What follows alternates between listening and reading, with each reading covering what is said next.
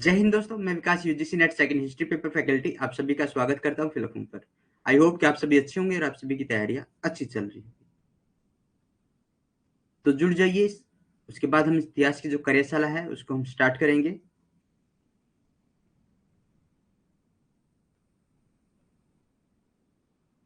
तो जिस भी बच्चे ने अभी तक हमारे टेलीग्राम ग्रुप को नहीं ज्वाइन किया उसको ज्वाइन कर लो, व्हाट्सएप ग्रुप को ज्वाइन कर लो, ताकि यूजीसी नेट के रिगार्डिंग जो भी आपकी न्यू अपडेट रहती है वो आपको मिलती रहे। इंस्टाग्राम पेज को फॉलो करो, यहाँ पर शॉर्ट वीडियो डलती है सबके लिए, पॉइंट टू पॉइंट नॉलेजल फैक्ट रखती है। फिलहाल हम लेकर आए पेपर फर्स्ट और पेपर सेकंड दोनों की क्लासेस लेकर आ चुका है। पेपर फर्स्ट के लिए भी आपको 1,999 पे करना होता है अगर आप ओनली पेपर फर्स्ट लेते हैं, और ओनली अगर आप पेपर सेकंड लेते हैं तो उसके लिए भी 1,999 पे करना होता है।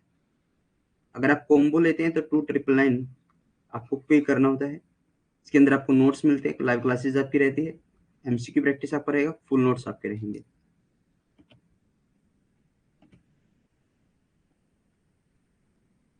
आप अगर कोड यूज करते हैं VIK10 तो आपको 10% ऑफ मिलता है फिलोफम के हर बैच के ऊपर।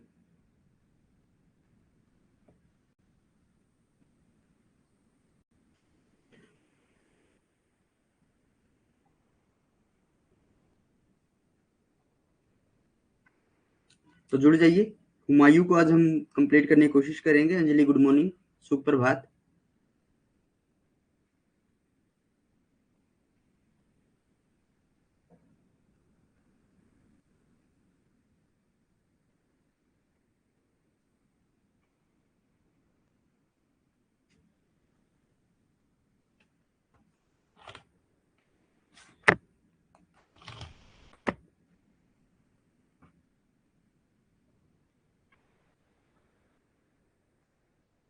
जुड़ जाइए एक बार।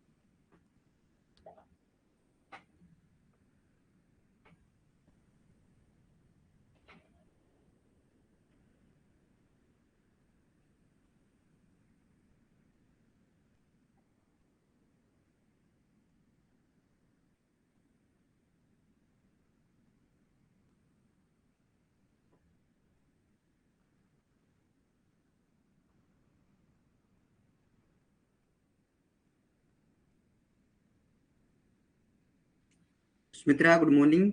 और तो चलो इस क्लास को स्टार्ट करते हैं, काफी समय हो चुका है क्लास को शुरू हुए। तो हमें हुमायूं को आज पढ़ना होगा। बाबर कल हम पढ़ चुके हैं, ठीक है। तो आज हम पढ़ेंगे हुमायूं को। हुमायूं का जन्म काबुल में हुआ था 6 मार्च 1508 को।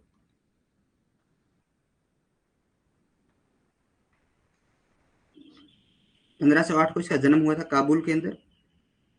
नसीरुद्दीन महमूद हुमायूं, पूरा नाम क्या है इसका?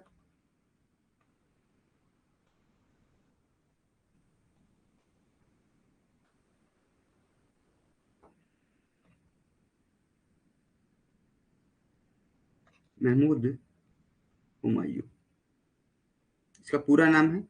और इसके नाम का अर्थ क्या है? भगवान। क्या अर्थ है? भगवान। माता महम बेगम।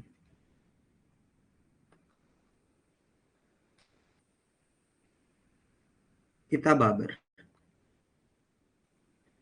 ठीक है। जो महम बेगम थी ये सिया मत को मानती थी। सिया मत को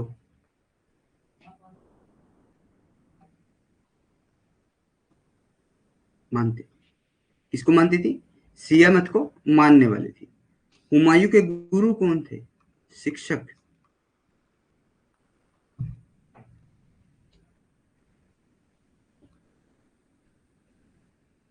मौलाना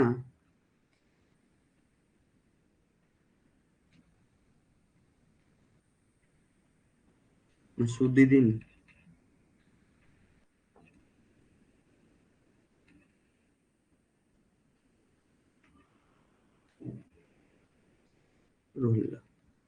और एक गुरु थे मौलाना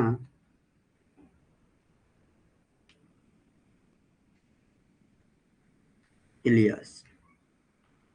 ये दो हुमायूं के गुरु थे।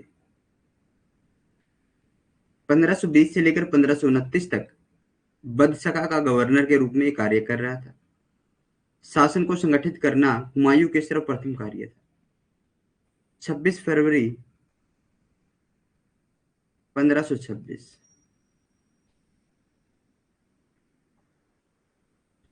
हिसार फिरोजा पर आक्रमण, और हिसार फिरोजा का शासक था सिकंदर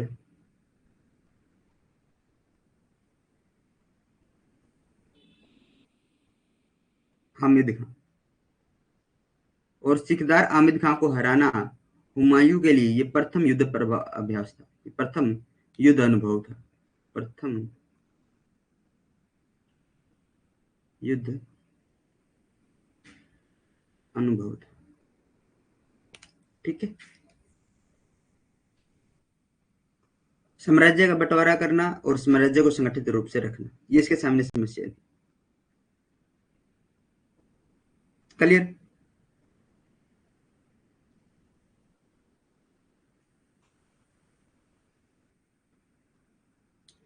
30 दिसंबर 1530 को 23 वर्ष की उम्र में शासन के ऊपर बैठ जाएगा, गद्दी के ऊपर संभालेगा।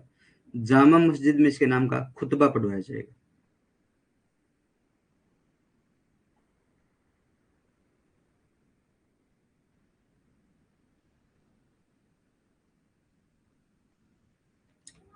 तो अब साम्राज्य का बंटवारा, पहले सिंहासन,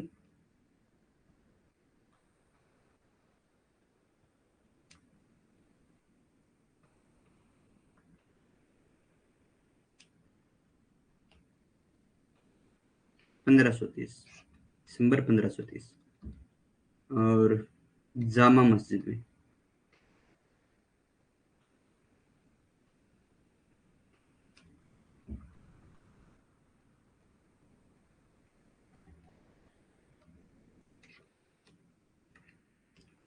सिंहासन का बंटवारा, साम्राज्य का बंटवारा।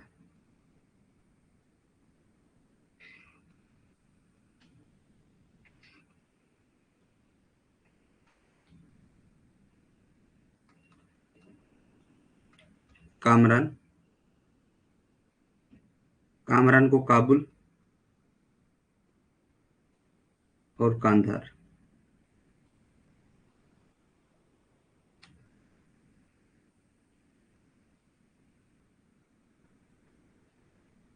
एक मिनट, 1523।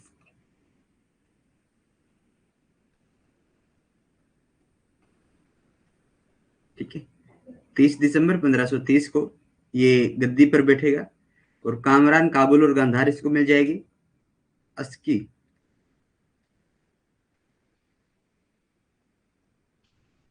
संबल, हेलो चंपल बहन। ठीक है। हिंदाल को मेवात।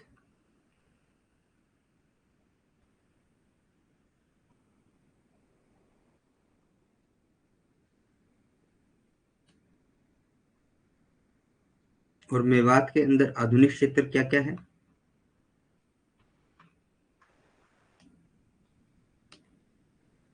मेवात, अलवर, बस अभी स्टार्ट ही किया है चंपा, फर्स्ट स्लाइड है। अलवर, गुड़गांव,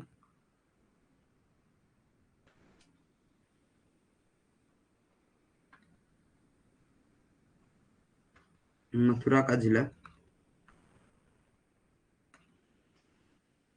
मथुरा के जिले तथा आगरा का कुछ भाग।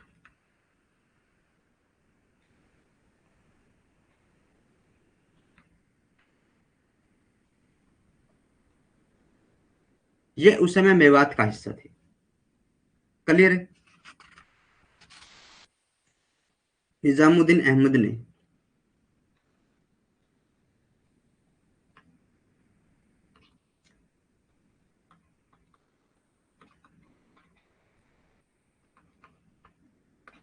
दादरा की लड़ाई का साल।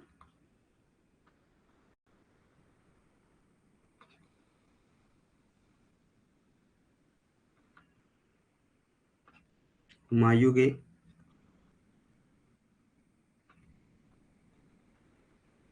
सिंहासन रोहण से हुआ।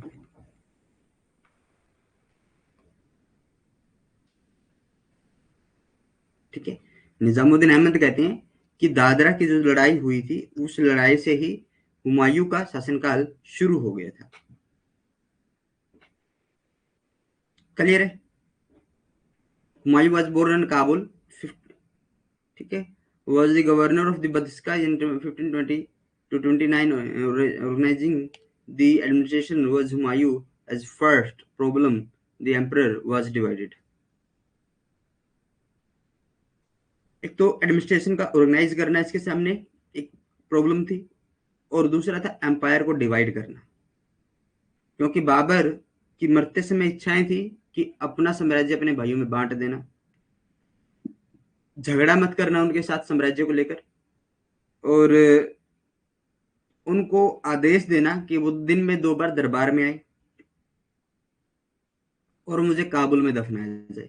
लेकिन उसे आराम बाग आगरा में दफनाया जाता है। बाद में उसकी पत्नी शेर ससुरी के समय वहां से निकालकर उसकी अस्थियों को काबुल में दफना देती है।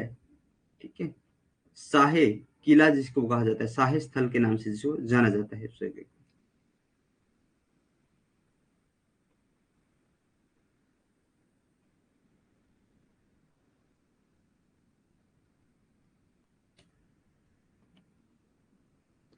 कालिंजर अभियान। कालिंजर अभियान 1531 सम्राट बनने के बाद हुमायूं का प्रथम अभियान था। तात्कालिक शासक थे प्रताप रुद्रदेव, इसने हुमायूं की अधीनता स्वीकार कर ली थी। चंदेल वंशी शासक था भैया, चंदेल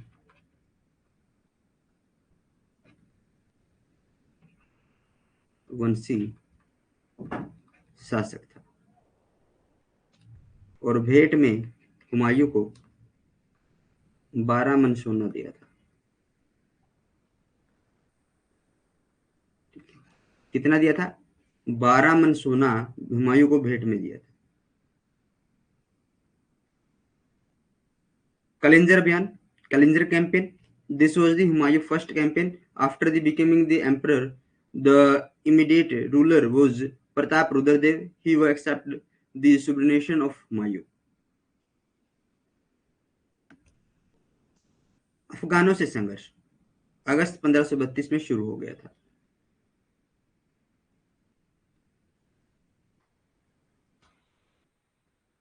यह युद्ध हुमायूं और महमूद लोदी के बीच हुआ। यह युद्ध गोमती नदी के तट पर लड़ा गया था। इसमें हुमायूं जीत गया था। ये युद्ध है दादरा का युद्ध। कौन सा युद्ध है? दादरा, दोराहा,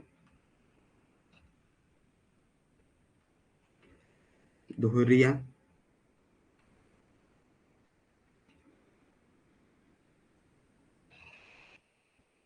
ठीक है, इस युद्ध को बोला जाता है। ये युद्ध किस किस के बीच हुआ था? हुमायूं वर्सेस लोदी।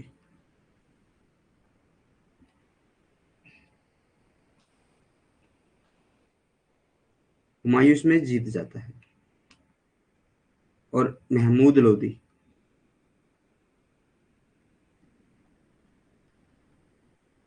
हार जाता है। ये युद्ध हुआ था गोमती नदी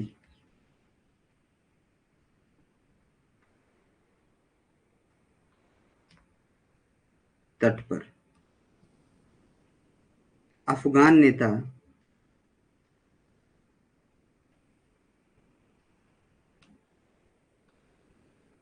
शेख बायजीद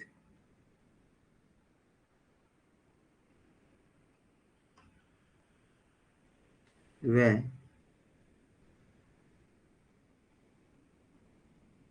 इब्राहिम यूसुफ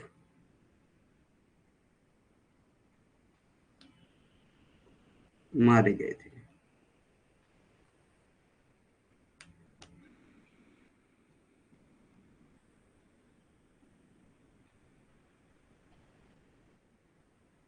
अफगानों से संघर्ष, किसी को डाउट?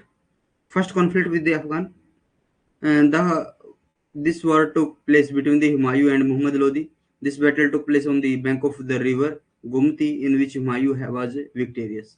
दादरा का युद्ध इसको बोला जाता है, दोहरा का युद्ध इसको बोला जाता है, दोहरिया का युद्ध इसको आप बोल सकते हैं, अफगान के साथ प्रथम संघर्ष आप इसको बोल सकते हैं।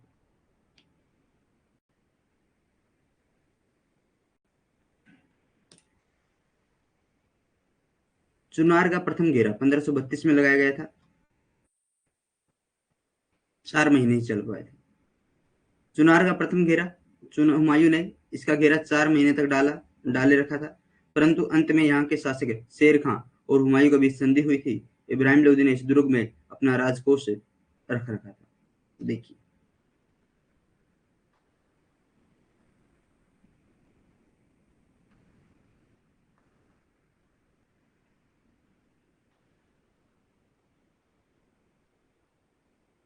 शासक कौन है यहाँ का?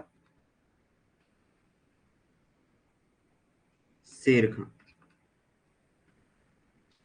समय 1532।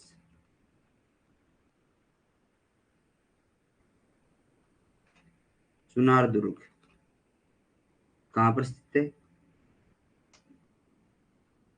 बनारस व मिर्जापुर के बीच।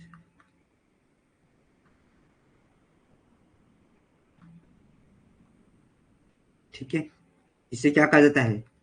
इसे पूर्वी भारत का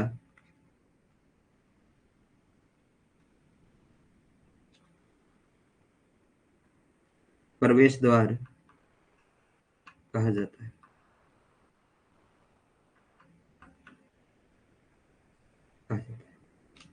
इब्राहिम लोदी ने यहाँ पर अपना क्या कर रखा था? अपना खजाना यहाँ पर रख रखा था। इस दुर्ग में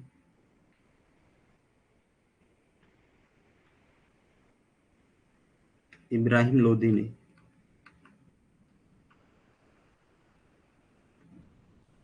अपना खजाना या राजकोष यहाँ पर रख रखा था। हुमायूं ने घेरा डाला, 4 माह तक घेरा डाल के रखा। होता क्या है,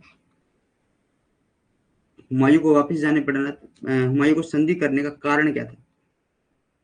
कारण लिखिए। संधि का कारण था बहादुर शाह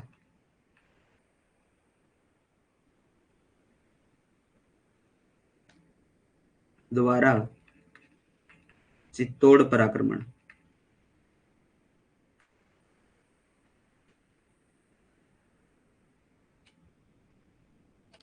जिसके चलते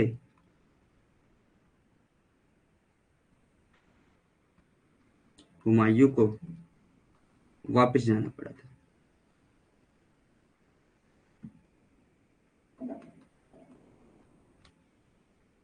दोनों के बीच संधि होती है। संधि में कुतुब खां कौन है? कुतुब खां ये शेर खां का पुत्र है। शेर खां का पुत्र है, प्लस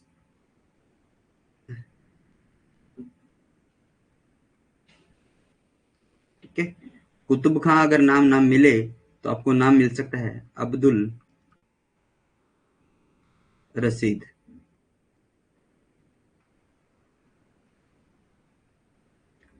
ठीक है, प्लस 500 सैनिक हुमायूं के दरबार में भेज दिए, लेकिन कोई भी राज भेंट इसके दरबार में नहीं भेजी। जमानत के तौर पर इनको भेजा गया। चुनार गए दूसरा घेरे का कारण बनेगा यही, क्योंकि राज भेंट कोई नहीं भेजी गई, अपने पुत्र और सेना को भेजा। जब हुमायूं अभियानों पर जाएगा तो पीछे से मौका लगाकर इसका पुत्र और ये सेना जाकर वापस शेर ससुरी के अंदर खेमे में मिल जाएगी। तो किसके पास चली जाएगी? शेर ससुरी के पास वापस चली जाएगी। आई होप कि आपको चीज समझ में आ गई होगी। कमेंट कीजिए एक बार।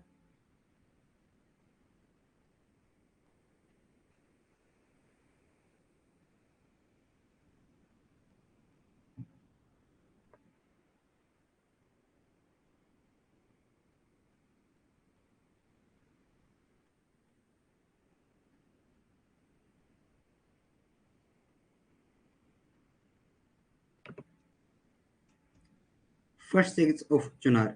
Humayun had surrounded it for 4 months, but in the end, a treaty was signed between the ruler Sher Khan and Humayun. Ibrahim Lodi kept his treasure in this fort.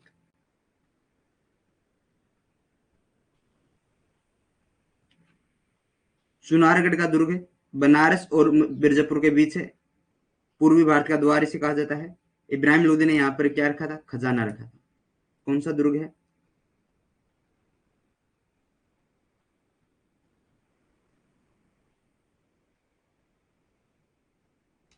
Chunar का दुर्ग। इब्राहिम लोदी ने यहाँ पर क्या रखा था? अपना खजाना रखा था। यहाँ के शासक कौन है? शेर खान। आक्रमण किसने किया? हुमायूं ने। कितने महीने घेर के रखा? 4 महीने। बाद में क्या हुई? संधि हुई। किसके बीच हुई? दोनों के बीच, हुमायूं और शेर खान के बीच। उत्तर अब्दुल रशीद या फिर कुतुब खां, आप इसको बोल सकते हो, और प्लस 500 सैनिक इसके पास भेज दिए। संधि का कारण एक व्यक्ति है बहादुर शाह,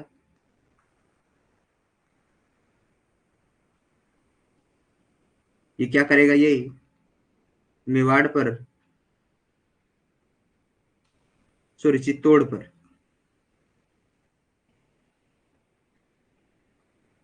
आक्रमण कर देगा। चित्तौड़ को बचाने के लिए हुमायूं इसके पास गया था और इसके साथ युद्ध करेगा। बहादुर शाह के साथ युद्ध होगा 1535-36 के अंदर। ठीक है, ये ध्यान में रखना। अब बताइए, कोई डाउट?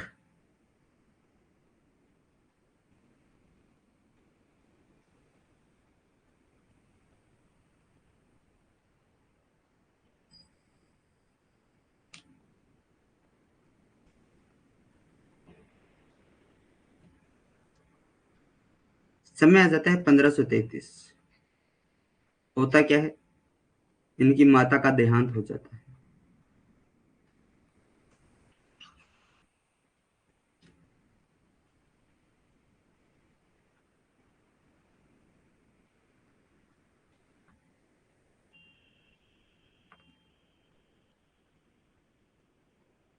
मृत्यु हो जाती है। अब चुनार का दूसरा घेरा डाला जाता है 1532 के अंदर, हुमायूं के द्वारा चुनार का दूसरा घेरा।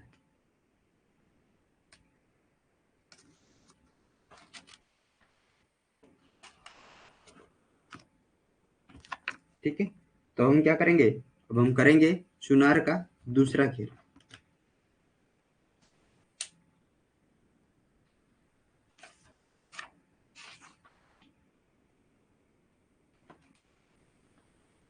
और इसकी थोड़ी डेट ठीक कर लेना, ये आएगा 1537। 1537 से लेकर मार्च 1538 तक।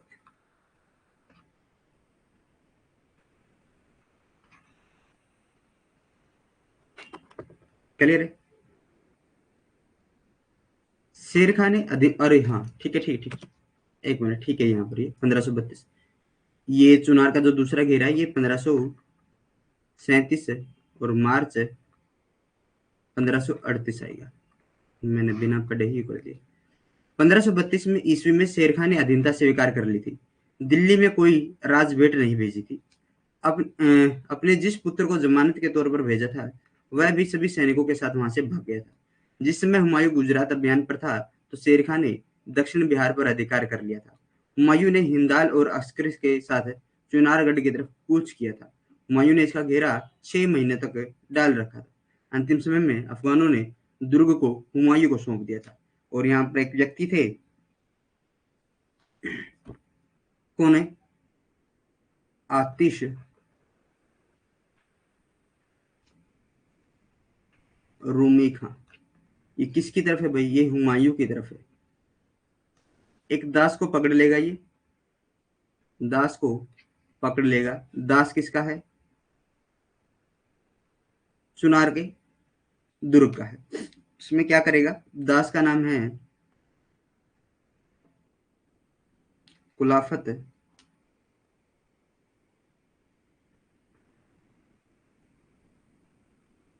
क्या नाम है, कुलाफत को बुरी तरह से कोड़ों से पीटता है, बुरी तरह कोड़ों से पीटता है। और ये क्या कर देता है, भेद बता देता है किले का कमजोर रास्ता, किले की कमजोरी बता देता है।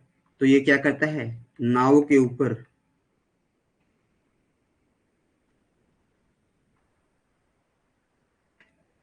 तोप खाना सेट कर लेता है, तोप खाना लगा लेता है।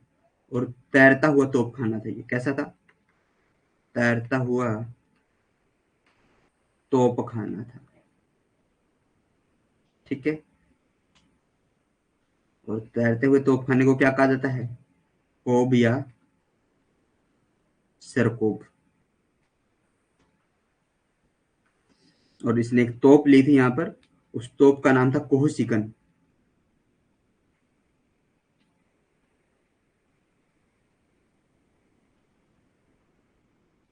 कोहसिकन तोप। तो इस तोप का इसने इस्तेमाल किया। और चुनार के जो अंदर विद्रोही थे, चुनार के अंदर जो लोग थे, उनको लगा कि अब हार निश्चित है, तो हारते हुए उन्होंने आत्मसमर्पण कर दिया।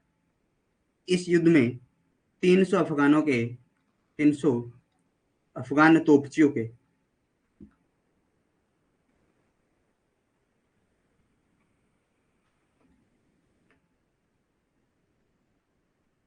हाथ कटवा दिए गए,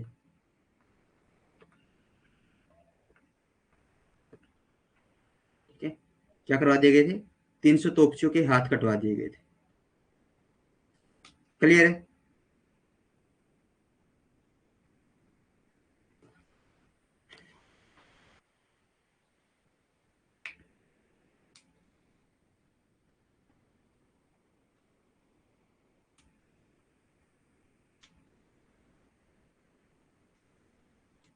आगे चलते हैं। Second siege of the Chunar by Humayun, Sher, Sher Khan had accepted subordinations 1532 AD. He had not sent any royal tribute to Delhi. His son, whom he had sent on bail, had also fled from there along with the soldiers when Humayun was on Gujarat campaigns. Sher Khan had captured South Bihar. Humayun marched towards Chunargarh with Hindal and Askar. Humayun led siege to the which continued for 6 months. At the last moment, the Afghans handed over the fort of Humayun. Bengal प्राधिकार 1538, बंगाल प्राधिकार 1538, जिसमें हुमायूं चुनार के दुर्ग का घेरा डाले हुए था, उसी समय का लाभ उठाकर शेर खान ने बंगाल की राजधानी पर अधिकार कर लिया था। बंगाल की राजधानी गोडो पर अधिकार कर लिया था, ठीक है। किस पर, बंगाल की जो राजधानी थी गोडो पर अधिकार कर लिया था। और बंगाल के राजकोष को सुरक्षित रखने के लिए, बंगाल के राजकोष को सुरक्षित रखने के लिए रोहतासगढ़ ले जाना था। कहाँ पर, रोहतासगढ़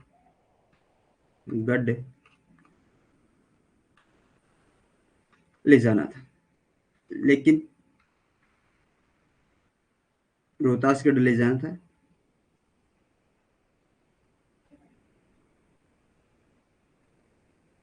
तो रोहतासगढ़ के अंदर हमने चर्चा की थी, एक ब्राह्मण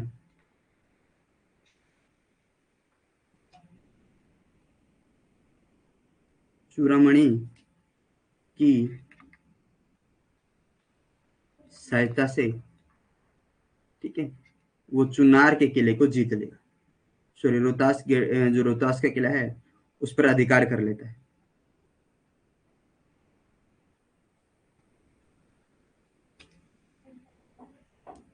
Capture over Bengal, taking advantage of the time when Humayun was beginning the fort of Chunar, Beijing, जब वो वहां पर बिजी था, तो fort of Chunar, Sher Khan captured the capital of Bengal. Bengal को गोडो पर इसने अधिकार कर लिया था। ठीक है, गोड आप उसको बोल सकते हैं, गोड पर। बंगाल की राजधानी क्या थी उसमें, गोड पर अधिकार कर लिया था 6 अप्रैल 1538। 6 अप्रैल 1538 को।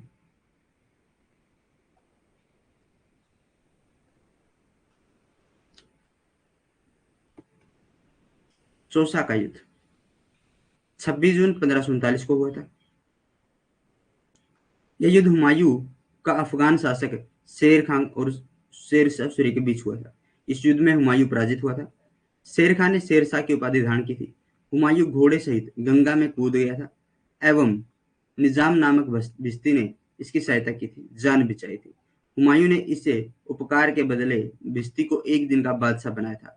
26 जून 1539 को हुमायूं एवं शेर खान की सेना के मध्य गंगा नदी के उत्तरी तट पर स्थित चौसा नामक स्थान पर यह युद्ध लड़ा गया था। Battle of Chausa 26 June 1539 AD। This war took place between Humayun and Afghan ruler Sher Khan. Sher Shah Suri. Humayun was defeated in this war. Sher Khan assumed the title as Sher Shah. Humayun jumped into the Gangas along with his horse and saved his life with the help of a Bishti Nizam named Nizam. In return of this favor, Humayun made Bishti the king for a day. On June 26, 1539 AD, there was a conflict between the armies of Humayun and Sher Khan at the place called Chausa, situated on the north bank of river Ganga. तो एक दिन का इसको क्या बना दिया जाता है, राजा बना दिया जाता है, निजाम भिस्ती को।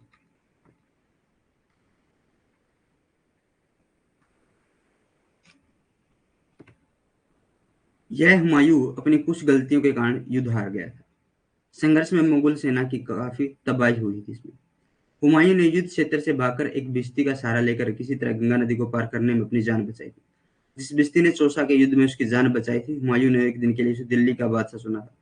चौसा के युद्ध में सफल होने के बाद शेर खान ने अपने आप को शेर शाह के नाम से राज्याभिषेक करवा लिया और उपाधि से सुसज्जित किया था। साथ ही अपने नाम के खुतबे पढ़वाए थे और सिक्के ढलवाने का काम किया था। Humayun lost this war due to the sum of mistakes. The Mughal army suffered considerable destructions in the conflict. Humayun escaped from the battlefield and somehow saved the life of crossing the river Ganga with the help of the Bhisti. Bhisti, who have saved his life in the battle of the Chausa, was made the king of Delhi for a day. Humayun. After the beginning successful in the battle of Chausa, Sher Khan abrogated himself with the title of Sher Shah Suri at the time of coronations, और इसने राज्याभिषेक करवा दिया, and also ordered inscription in his name and coins to be the minted. तो ये वही चीजें हैं, थोड़ा सा इसके अंदर सीक्वेंस के अंदर डालने की कोशिश की थी कि आपको चीजें एक बार रिवीजन हो जाए इसके लिए। बिलग्राम का युद्ध, कौन सा युद्ध है भाई, बिलग्राम का युद्ध है। कन्नौज का युद्ध आप इसको बोल सकते हो, 17 मई 1540 को हुआ था। यह युद्ध शेरशाह सूरी और हुमायूं के बीच लड़ा गया था।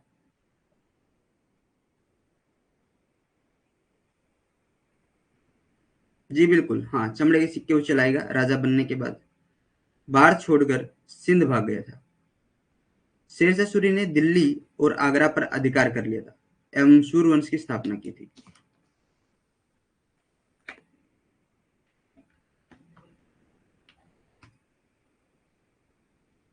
बिलग्राम और कन्नौज की लड़ाई में लड़ी गई इस लड़ाई में हुमायूं के साथ उसके भाई हिंदाल और अस्करी भी थे।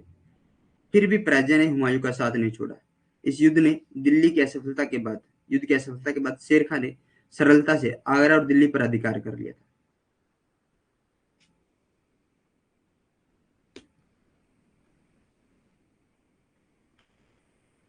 Battle of Bilgra. This war was fought between Sher Shah Suri and Humayun. Humayun was badly defeated in this. After this war, Humayun left India and fled to Sindh. Sher Shah Suri captured Delhi and Agra and established the Suri dynasty.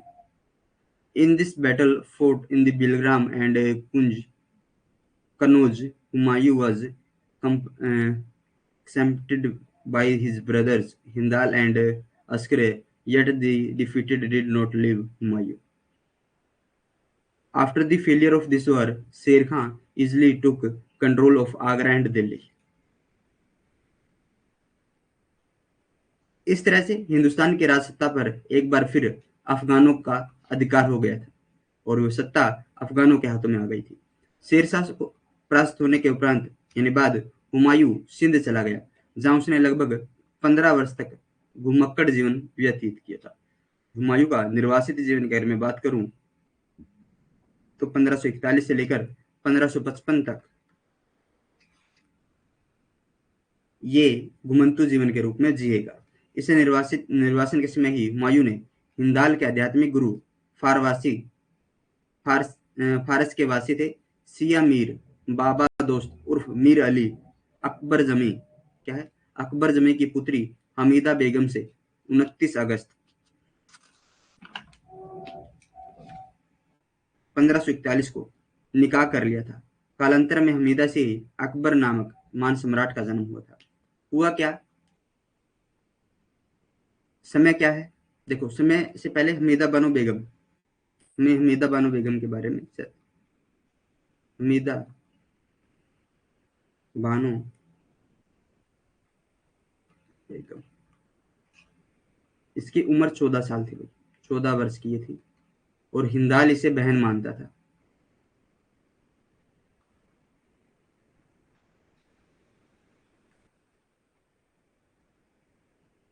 क्योंकि ये हिंदाल के गुरु की बेटी थी, गुरु की पुत्री थी। लेकिन हुमायूं ने इससे शादी करने की बात कही तो हिंदाल भी नाराज हो गया था एक बार, ठीक है। और स्वयं हमीदा बानो बेगम ने कहा था, 14 वर्ष की है, इसने कहा था कि हुमायूं की गर्दन तक मेरे हाथ भी नहीं जाएंगे, गले तक मेरे हाथ नहीं जाएंगे। लेकिन दिलदार बेगम ने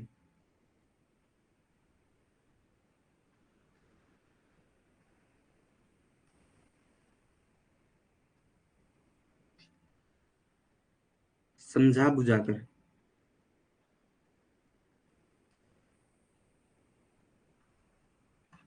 विवाह के लिए इसको राजी कर लिया था और 29 अगस्त 1541 को इनकी शादी हो जाती है और शादी से इन्हीं से ही इनको पुत्र रत्न की प्राप्ति होती है। क्योंकि ये सिंध चले जाते हैं, सिंध के अंदर अमरकोट या उमरकोट के शासक होते हैं राणा, अमरकोट के जो राणा थे उनके वहां पर क्या होता है, इनको पुत्र रत्न की प्राप्ति होती है। और अमरकोट के ऊपर हुमायूं ने तारदी बेग से वही आक्रमण के लिए, अपने आगे के आक्रमण के लिए तारदी बेग से 20% की दर पर 80,000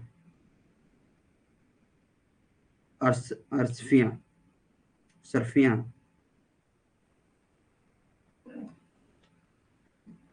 लोन के रूप में ली थी।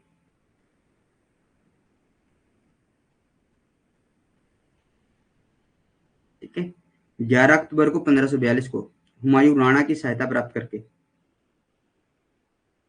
ठीक है, राणा की सहायता प्राप्त करके क्या करेगा, ये सिंध विजय के लिए निकल पड़ता है और 15 मील तक ही जा पाता है। 15 मील तक तो संदेश ऐसे मिल जाता है, इसको शुभ समाचार मिल जाता है 15 मील तक। 11 अक्टूबर 1542, समय क्या है, 11 अक्टूबर 1542, ठीक है। और क्या है इसका जन्मदिन, लगभग कल परसों अकबर का बर्थडे आएगा, ठीक है। 11 अक्टूबर है ना, 11 अक्टूबर 1542 को जब ये सिंध विजय के लिए निकला था तो लगभग 15 मील ही चल पाया था, तो उसके पीछे पीछे ही संदेश आ गया था कि आपको पुत्र रत्न की प्राप्ति हुई है।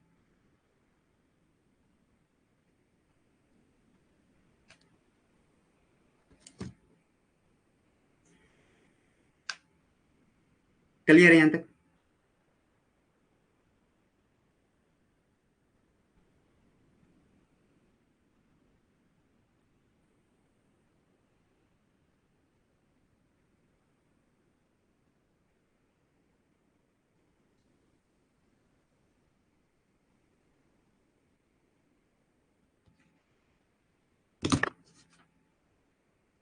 चलो, in this way, the ruling of the power of India once again come into the hands of the Afghans. After being defeated, the Sher Humayun was went to Sindh, where he lived an exiled life like vendors for about 15 years. During the exile itself, Humayun married Hamida Begum, daughter of Hindal's spiritual guru, Persian Shah Mir Baba Dost Ali of Mir Ali Akbar Zami. On August 29, 41 AD, later a great emperor like Akbar was born from Hamida. हाँ ना, फिर 11 अक्टूबर को उसकी जयंती हो जाएगी। निर्वासन काल 1541 से लेकर 1555 तक का ये निर्वासित जो साल है, ये जीवन व्यतीत करेगा। बिलग्राम के युद्ध के बाद हुमायूं ने अमरकोट के राणा वीर साल के साथ, किसके यहाँ पर, राणा वीर साल के यहाँ शरण ली थी। हुमायूं ने 1541 में हमीदा बेगम से निकाह कर लिया था और अमरकोट में ही हमीदा बानो बेगम ने अकबर को जन्म दिया था। अमरकोट से हुमायूं ने ईरान के शाह के यहाँ शरण ली थी। 1545 ईस्वी में हुमायूं के कंधार व काबुल पर अधिकार कर लिया था। हुमायूं ने 1555 ईस्वी में ईरान के साथ तथा बैरम खां की मदद से पुनः सिंहासन प्राप्त कर लिया था।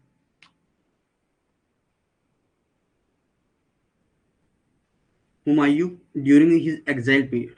After being defeated in the Battle of Belgram, Humayun internally took refuge with Rana Virsal of Amarkot. Humayun married Hamida Banu Begum in 1541 AD, and it was in Amarkot that Hamida Banu gave birth to Akbar. From Amarkot, Humayun took refuge with the Shah of Iran. In 1545 AD, Humayun captured the Kandahar and Kabul. Humayun resigned uh, the throne in 1555 AD with the help of Shah और Iran ने Shah of Iran and Bairam Khan की सहायता से उसने क्या कर लिया था, सहायता से दोबारा 1555 के अंदर अपना क्या कर लिया था, युद्ध करके अपनी स्थिति इसने मजबूत कर ली थी और राजा बन गया था। ठीक है, आगे चलें। हुमायूं द्वारा पुनः राज्य की प्राप्ति। 1545 में हुमायूं ने काबुल तथा गांधार पर अधिकार कर लिया था। फरवरी 1555 में लाहौर पर अधिकार कर लिया था। मच्छीवाड़ा का युद्ध 15 मई 1555 को हुआ था। यह सतलुज नदी के किनारे पर हुमायूं और अफगान सरदार नसीब खां व तातार खां के बीच लड़ा गया था। इसमें हुमायूं को जीत हुई थी और अब मुगलों का अधिकार पंजाब पर हो गया था। Recapture Kingdom of Humayun. In 1445 AD, Humayun attacked Kabul and Kandahar and captured it. Lahore was captured in February 55 AD. Battle of Machhiwara, May 55 AD. This happened between Humayun and Afghan chieftains Nasib Khan and Tatar Khan. On the bank of the Satluj River, Humayun won this. Now the Mughals had control over Punjab. Sirhind का युद्ध सबसे प्रमुख रहेगा, सरहिंद का युद्ध। और इस युद्ध के बाद बैरम खां इस युद्ध में मृत अफगानों की सिर काट देगा भाई, और सिर काटने से उनकी खोपड़ियां इकट्ठा करेगा और उनसे एक स्तंभ का निर्माण करवाएगा, जिसे सिर मंजिल का नाम रख दिया जाएगा। देखिए, यह अफगानों का मुगल सेना के साथ हुआ युद्ध था। अफगानों का नेतृत्व सिकंदर सूर एवं मुगल सेना का नेतृत्व बैरम खां के द्वारा किया जा रहा था। इसके अंदर 4 भागों के अंदर सेना को बांटा गया था। मुगल सेना 4 भागों में थी। पहली का नेतृत्व एक का नेतृत्व हुमायूं स्वयं कर रहा था, दूसरी का नेतृत्व अकबर, तीसरी का शाह अबुल मलिक, ठीक है, और चौथी का नेतृत्व कर रहे थे बैरम खां।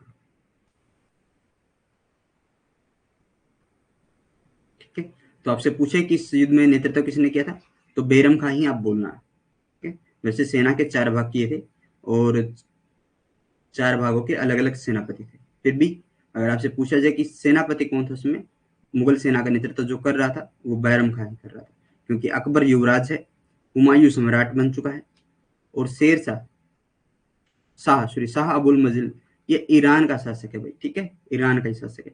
तो सेनापति तो यही हुआ ना, ये तो सेना को लीड कर रहे हैं, ना कि सेनापति है। ये अपने अपने पद पर हैं, कोई राजा है, कोई युवराज है, कोई शासक है कहीं का। ठीक है, मुगल शासन स्थापित हो गया था। 23 मई 1555 को हुमायूं ने पुनः दिल्ली के तख्त पर बैठा और 27 जनवरी 1556 को दिल्ली के किले दीनपना के सौरमंडल में नामक पुस्तकालय की सीढ़ियों से गिरकर हुमायूं की मृत्यु हो जाती है 1556 के अंदर। 1556 को दिल्ली के किले दीनपना के सौरमंडल नामक पुस्तकालय से गिरकर सीढ़ियों से गिरकर हुमायूं की मृत्यु हो जाती है। हुमायूं को दिल्ली में ही दफना दिया गया। हुमायूं सप्ताह के 7 दिन 7 रंग के कपड़े पहनता था। अफीम का शौकीन था भाई। क्या था? अफीम का शौकीन था। अपने पिता की तरह जब भारत की तरफ अभियान कर रहा था तो पढ़ लिया था। 2 शपथ इसने ली थी। पहली शपथ ली थी कि युद्ध में बंदी नहीं बनाया जाएगा, किसी को युद्ध में बंदी नहीं बनाया जाएगा। दूसरा, इस युद्ध के बाद दूसरा जो युद्ध होगा उसके समय के बीच मैं मांस का भक्षण नहीं करूंगा, मांस नहीं खाऊंगा।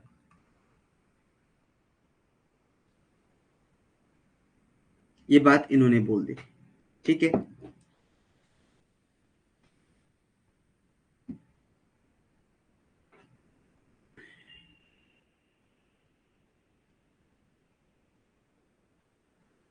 बैरम खान ने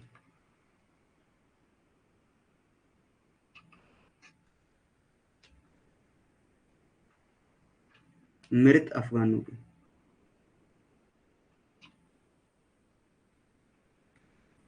खोपड़ियां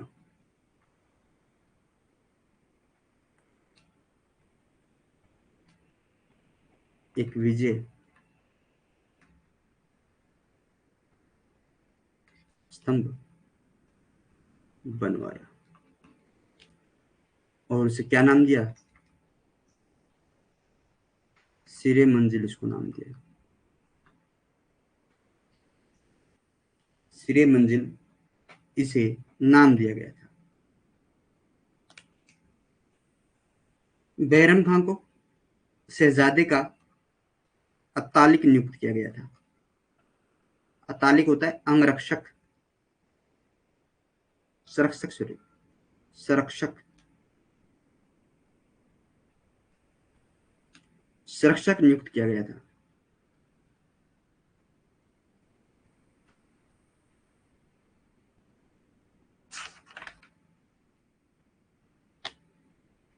क्लियर है ये चीजें? कंप्लीट अच्छे से समझ में आ गया?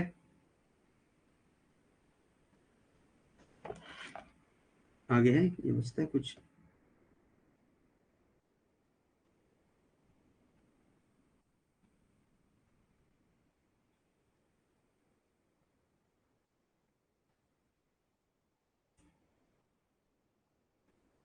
Battle of Sirhind 2 June 1555 AD।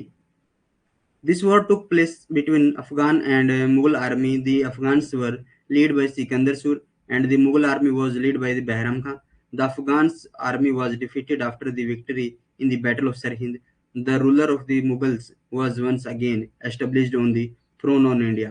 On July 23, 55 AD, Humayun again sat on the throne of Delhi.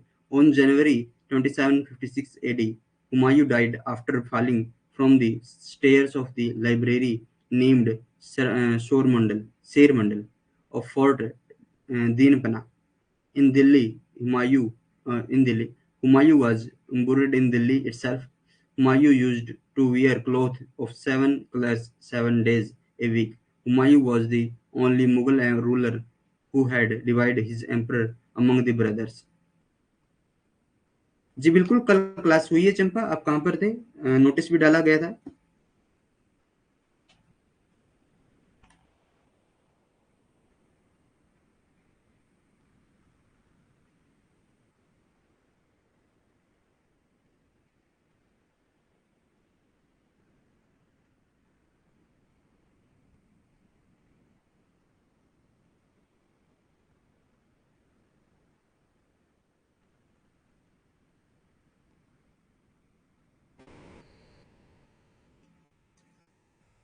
और दिन में 3 बार नगाड़े बजाने का, दिन में 3 बार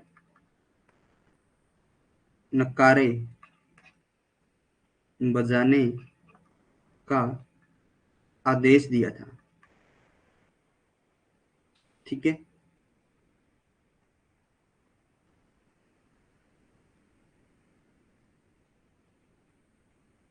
गरजने वाला बादल के समान। ठीक है। बादल के समान गरजने वाला एक तबला,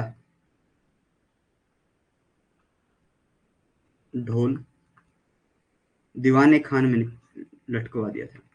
कहाँ लटकवाया था? दीवान खाना में, दीवान खाने में लटकवा दिया था।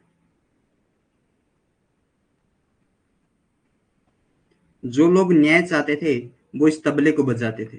ठीक है। जो लोग न्याय चाहते थे इस तबले को बजाते थे, और तबला ए आदिल इसे बोला जाता था। न्याय का तबला इसे बोला जाता था। न्याय का तबला, या फिर तबल ए आदिल, इसे बोला जाता था। हाँ, आज कर लेना। ठीक है, इसको कवर कर लेना। हुमायूं ने दिल्ली में इंद्रप्रस्थ के खंडरों पर दीन पनाह नगर बसाया। हुमायूं की मृत्यु पर ब्रिटिश लेखक स्टैनले लेनपुल ने कहा था कि वह जीवन भर ठोकर खाता रहा और अंत में भी ठोकर खाकर ही मर गया। हुमायूं के मकबरे का निर्माण 1565 ईस्वी में हुमायूं की विधवा बेगम हाजी बेगम ने शुरू करवाया था। कहते हैं कि हुमायूं ने अपने निर्वासन के दौरान फारसी स्थापत्य कला से कई सिद्धांतों का ज्ञान प्राप्त किया था, और शायद स्वयं ही मकबरे की योजना बनाई थी। गुलबदन बेगम बाबर की बेटी थी। उसने अपने सौतेले भाई हुमायूं के जीवन चरित्र हुमायूं नामा के लेखक के रूप में जाना जाता है।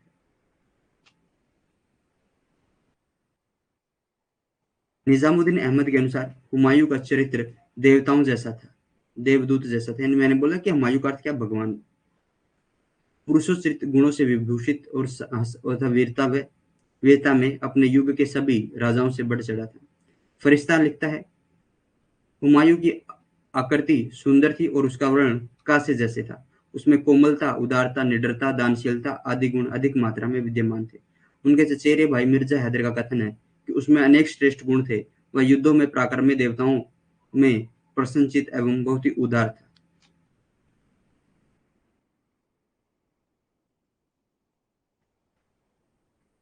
According to Nizamuddin Ahmad, Humayun's character was angelic, and he was abounding with the manly qualities, and in the courage and bravery he was superior to all king of his area.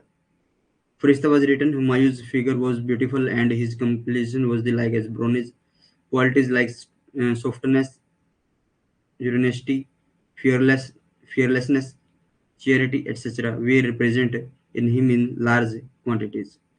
His cousin Mirza Haider says he had many excellent qualities and was brave in wars, cheerful in feast, and very generous. उदारता, यदि उदारता चरित्र एक गुण है तो परंतु हुमायूं जिन परिस्थितियों में था उनमें उदारता उसके लिए घातक सिद्ध हुई। उसमें उदार होने का असमयिक गुण था। अपनी उदारता के कारण ही उसने अपने भाइयों के राज्य के विभिन्न भागों में बांट दिया था और अपने शत्रुओं को बार बार अक्षमा किए जाते थे।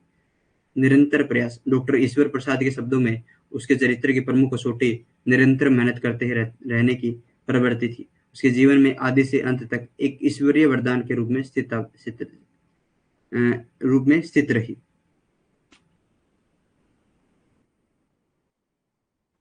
युद्ध विधियों का ज्ञान का अभाव, डॉक्टर ईश्वरी प्रसाद के अनुसार यद्यपि उसमें व्यक्तिगत साहस की कमी नहीं थी, परंतु अपने पिता के समान महान सेनापति और शेरशाह के समान युद्ध विधियों का कुशल ज्ञाता नहीं था।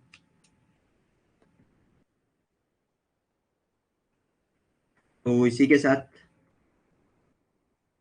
आपका हुमायूं कंप्लीट होता है। नेक्स्ट क्लास जो हमारी होगी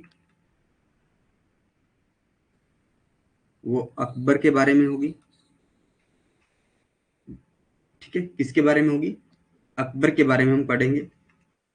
अकबर के बारे में हमारी 2 क्लासेस ही होंगी, और अकबर के बाद अन्य जो शासक होंगे हम उनके बारे में पढ़ेंगे। जहांगीर हो गए, जैसे शाहजहां जिसको बोल दिया जाता है, ठीक है।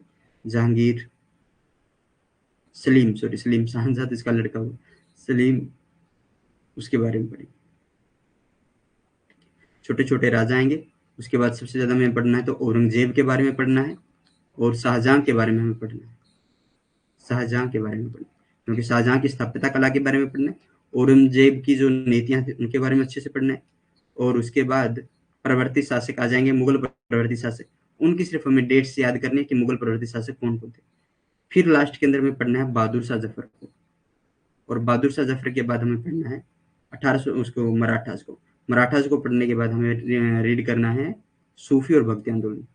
लगभग 3 दिन का और ये क्लासेस का सिलसिला चलेगा, क्योंकि पिछले कुछ दिनों में क्लासेस नहीं हो पाई थी, तो जिसका भुगतान हमें यहाँ पे आगे करना पड़ेगा।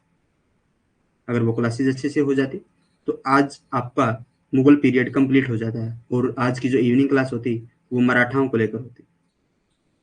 कल जो क्लास होते वो सूफी आंदोलन होते, और सूफी आंदोलनों को हम भक्ति आंदोलनों के साथ ही कंप्लीट कर लेते। चलो, जो होता है अच्छा ही होता है। आपका ये चीजें कंप्लीट हो चुकी है। फिर मिलेंगे एक नए अध्याय के साथ, कुछ नए तथ्यों के साथ। तब तक के लिए जय हिंद, जय भारत। Thank you Anjali. और क्लास आपको कैसी लगती है तो एक बार कमेंट करके बता दिया करो, अच्छे से फीडबैक दिया करो ऐप के ऊपर भी। बाय, बिल्कुल बाय। चलो चलते हैं, फिर मिलेंगे एक नई क्लास में।